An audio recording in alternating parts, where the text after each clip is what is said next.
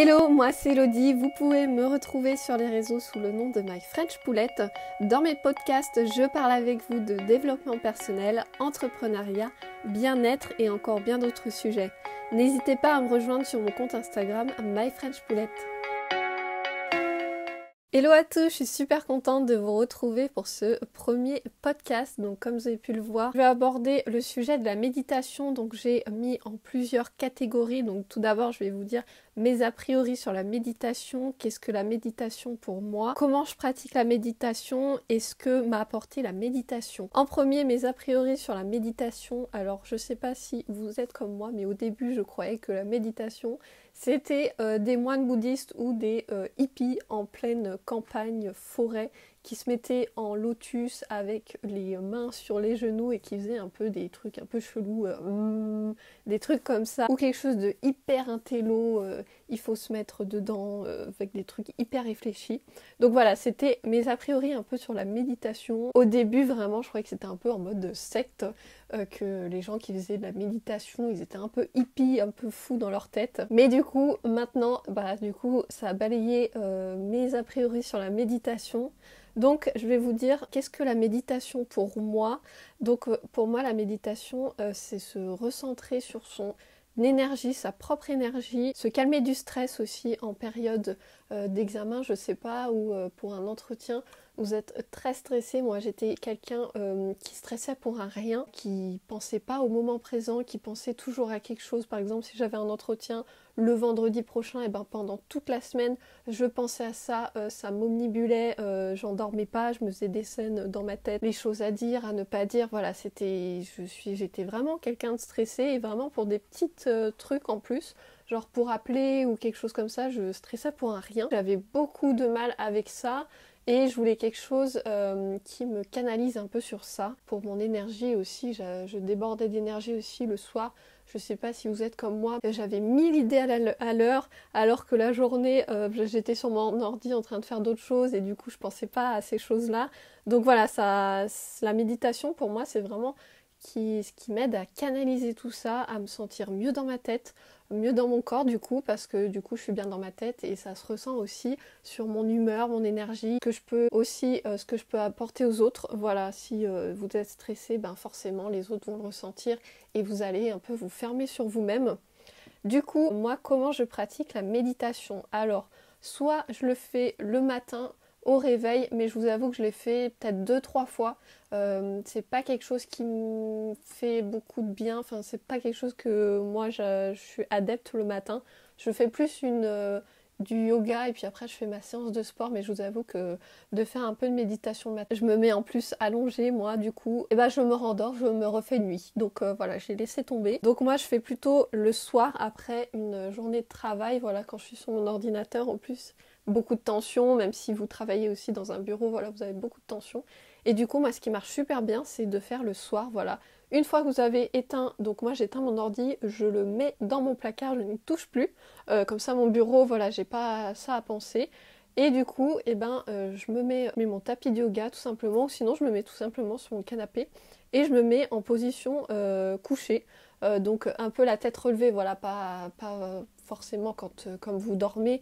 Moi je me mets vraiment, voilà, que je sois un peu quand même éveillée, que je m'endorme pas. C'est ce que je fais, donc je me mets en position, je ferme les yeux et je mets mes mains soit sur mon ventre ou soit le long de mon corps, voilà, mais généralement je mets mes mains sur le ventre, comme ça en plus ça me permet de sentir ma respiration. J'écoute moi de la méditation guidée, donc j'arrive pas encore à le faire toute seule. J'ai besoin d'une voix, j'ai besoin qu'on me guide, voilà, dans ma méditation. Donc voilà, j'écoute essentiellement une chaîne sur YouTube, donc je vous la mettrai dans les notes ou dans la barre d'infos si vous êtes sur YouTube. Moi je trouve que c'est la voix qui m'apaise directement, j'en ai écouté plusieurs et voilà, j'ai besoin, cette voix je trouve que c'est juste incroyable. Dès que ça commence ça m'apaise direct. Donc moi je suis plus voix homme, je sais pas vous si vous faites de la méditation, mais moi voilà, je préfère une voix d'homme plutôt qu'une voix de femme, voilà. Je me mets dans un endroit calme, donc il faut vraiment faire attention à ça quand vous méditez, de vous être dans un endroit calme, qu'on va pas venir vous déranger, que vous n'ayez pas non énormément de bruit autour de vous. Mettez-vous dans la pièce, je sais pas, la plus loin de la rue ou fermez les portes, voilà, dans un endroit vraiment calme et apaisé, pas un endroit où vous avez les enfants qui viennent jouer ou qui hurlent. Essayez vraiment de vous mettre dans une bulle, dans un cocon. Je vais aborder le point de ce que m'a apporté la méditation. Alors comme je vous en parlais, ça m'a apporté que je suis beaucoup moins stressée. J'arrive en fait à canaliser mes émotions. C'est comme si en fait, par exemple, si vous êtes énervé ou si quelque chose m'a stressé la journée, et bien en fait au début je ruminais, je trouvais le truc, je me disais oh, j'aurais dû faire ça, j'aurais dû faire ci. Et en fait maintenant avec la méditation, et ben j'accepte cet état que j'ai été. Et quand vous méditez, les émotions, vous pouvez avoir des émotions, vous pouvez penser à quelque chose qui vous énerve ou je sais pas, ce que vous allez faire à manger ce soir ou les enfants, enfin voilà votre vie. Mais juste vous les balayez en fait, vous les voyez passer et vous les balayez, vous les acceptez. Donc moi ça m'a vraiment énormément aidé sur ça, d'être moins stressée par exemple avant un entretien. Je fais de la méditation, j'essaye de me faire 10-15 minutes de méditation et franchement ça a tout changé. Je ne stresse plus pour rien, voilà, j'essaye de faire le vide et de dire en fait est-ce que c'est vraiment utile que je stresse en fait pour ça, c'est vraiment rien quoi. Ça m'a permis de souffler, de relâcher. Ça m'a également servi de penser au moment présent. Comme je vous disais, j'étais quelqu'un qui pensait qui n'arrivait pas énormément à penser au moment présent. Je pensais toujours à la semaine d'après, au mois d'après, au moment présent, là où je suis, et de ne pas penser à d'autres choses qui peuvent être stressantes ou joyeuses aussi. Mais ça m'a vraiment permis de me reconcentrer sur moi et de repenser à ce moment-là, le soir, tranquille. Je pense juste à moi. En parlant d'émotions, ça m'a aussi permis de mieux gérer mes émotions, que ça soit du stress comme je vous disais.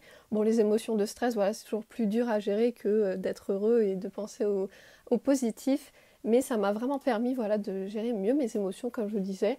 Je suis stressée, comprendre pourquoi je suis stressée aussi, ça m'a vraiment permis ça, de comprendre pourquoi j'ai peur là, pourquoi je suis stressée. Est-ce qu'il y a des moyens que je peux trouver de me déstresser, de peut-être d'écrire avant de dormir toutes mes idées, comme ça je ne les ai plus dans la tête et ça me permet de me déstresser pour la nuit. Ça m'a permis quelque chose de fou. Ça m'a joué aussi, la méditation, ça a joué sur mes migraines. Je suis quelqu'un de très migraineuse.